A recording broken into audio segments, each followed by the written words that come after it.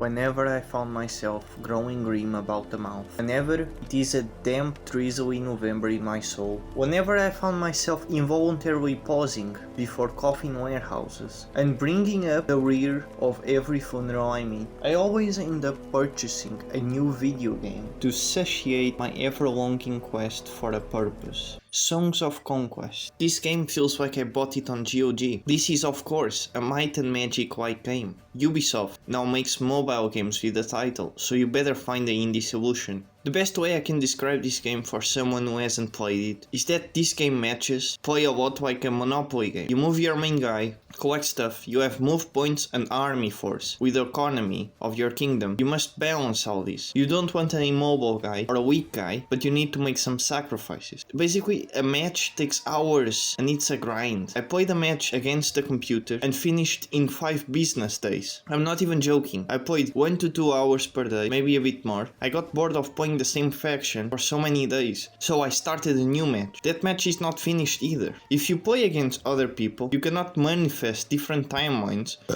where you win every match, or even a timeline where at least you cooled off most of the attacking beasts. This game is really for people who are too slow to play RTS. There are 4 factions: Arleon, who has knights and furries; Barony of Wolf, who has a lot of edgy units; Rana, it's like a how you can eat buffet of reptile-like creatures; and finally Barnia, who has guns. All the factions have its charm, to be honest. I really wanted them to have like this one I thought of, like units like centaurs, manticores and harpies, and would be called Olympia. I think that will be great.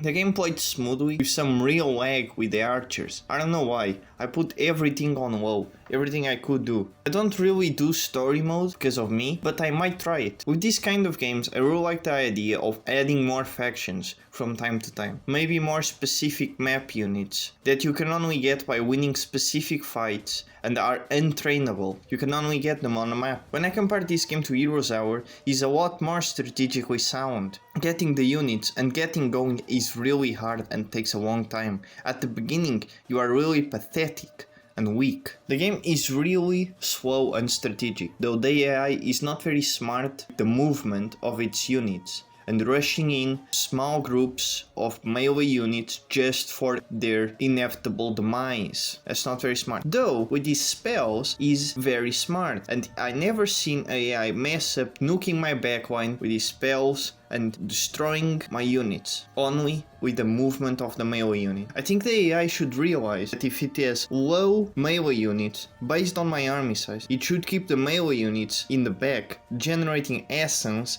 and not actually doing anything with them, because if it sacrifices them, it's just gonna give me momentum and buffs. That's not good, unless the whole army is melee units. One criticism with Heroes Hour was that some fights were not skippable. Some fights are just boring to play through. Here, every fight is skippable, and at the end it gives you an option to do a manual fight to maybe improve your outcome. The game is very polished, and there's a lot of care thrown into it. I just wish there was more of it. I had an idea for a game mode where, for example, it lets you have 30 turns to scale your kingdom and explore a small area, and then you have to defend against wave after wave of attacking kingdoms, like a tower defense game. Let's see how long can you last. A game on a gameplay, technical level and playability, including map editor, is a 10. But as a whole package and how many diversity it has, it's lackluster. Still, feels like the right way to build a game. Have a really strong core and build upon it. And even if the game stays like this forever, for me, as of right now, it's still a 8.5 out of 10. Graphics and soundtrack. Now, take this with a grain of salt. My PC has seen better days. The incredible lag, especially when I'm using my archers and firing an arrow, it's very triggering. I feel like this kind of game should run on a very, very bad PC. That said, the pixel graphics are really on top of this one. It feels very well made, just like Soldiers. I really like the pixel graphics.